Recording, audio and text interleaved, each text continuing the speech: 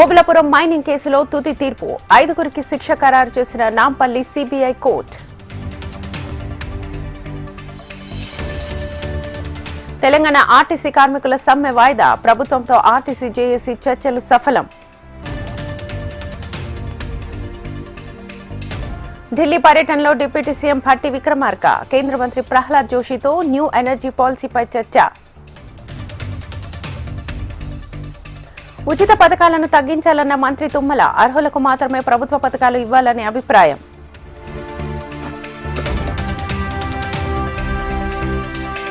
Hyderabad metro ఛార్జీల పెంపునకు ప్రభుత్వం green signal, మే 2వ వారం నుంచి ప్రయాణికులపై ఛార్జీల భారం.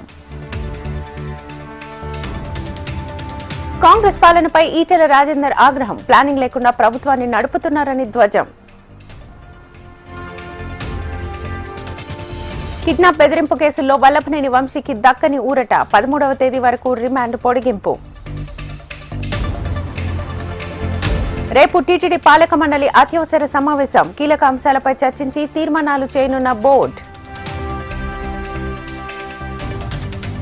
రేపు ఆంధ్రప్రదేశ్ జిల్లాలకు వర్ష సూచన, పలుచోట్ల పిడుగులు పడే అవకాశం ఉందని ఐఎండీ హెచ్చరికలు. ప్రకాశం జిల్లాలో భూ ప్రకంపనలు, పొదిలి కొత్తూరులో కంపించిన భూమి. సరిహద్దుల్లో భద్రత బలోపేతంపై కేంద్రం దృష్టి, కొత్తగా 16 బీఎస్ఎఫ్ బెటాలియన్ల ఏర్పాటుకు నిర్ణయం. పహల్గామ్ అటాక్ పై ప్రధానికి సమాచారం ఉంది, జార్ఖండ్ పర్యటనలో ఖర్గే హాట్ కామెంట్స్. పహల్గామ్ ఉగ్రదాడి బాధిత కుటుంబానికి రాహుల్ పరామర్శ, లెఫ్టినెంట్ వినయ్ నర్వాల్ కుటుంబ సభ్యులకు ఓదార్పు. దేశ చరిత్రలో తొలిసారి శబరిమలకు రాష్ట్రపతి, ఈ నెల 19న అయ్యప్పను దర్శించుకోనున్న ముర్ము.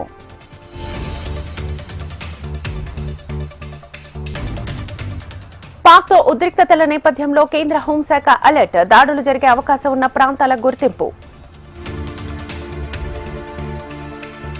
హార్వర్డ్ యూనివర్సిటీపై కొరడా, ఫెడరల్ నిధులు నిలిపివేసిన ట్రంప్ ప్రభుత్వం. ఐపీఎల్లో నేడు సమఉజ్జీల సమరం, ముంబైతో గుజరాత్ ఢీ, రాత్రి 7:30 మ్యాచ్. ఐసీసీ ర్యాంకింగ్స్ లో భారత్ దూకుడు, వన్డేలు టీ20లో అగ్రస్థానం, టెస్టుల్లో 4th ప్లేస్. ఉద్యోగ సంఘాలతో చర్చలకు తెలంగాణ ప్రభుత్వం సన్నద్దం, 3 ఐఏఎస్ అధికారులతో కమిటీ ఏర్పాటు. రేపు హైదరాబాద్ లోని 4 ప్రాంతాల్లో మాక్ డ్రిల్, సికింద్రాబాద్, గోల్కొండ, కంచన్బాగ్, మౌలాలిలో మాక్ డ్రిల్. ఏపీ దేవాదాయ శాఖలో 137 ఉద్యోగాల భర్తీకి ప్రభుత్వం సుముఖత, దేవాదాయ శాఖ ఉన్నతాధికారులతో సీఎం చంద్రబాబు సమీక్ష. భీమిలిలో టీడీపీ నేతలకు తప్పిన ప్రమాదం, కూలిన శంకుస్థాపన సభ వేదిక. సీఎం రేవంత్ తో స్విట్జర్లాండ్ రాయబారి మాయా తిస్సాఫీ భేటీ, స్విట్జర్లాండ్ తెలంగాణ మధ్య స్నేహపూర్వక భాగస్వామ్యం. రష్యాపై 100 డ్రోన్లతో విరుచుకుపడ్డ ఉక్రెయిన్, మాస్కోలో విమానాశ్రయాల మూసివేత. మరోసారి ప్రధాని మోదీతో భేటీ అయిన అజిత్ దోవల్, భారత్ పాక్ ఉద్రిక్తతల నేపథ్యంలో భేటీకి ప్రాధాన్యత.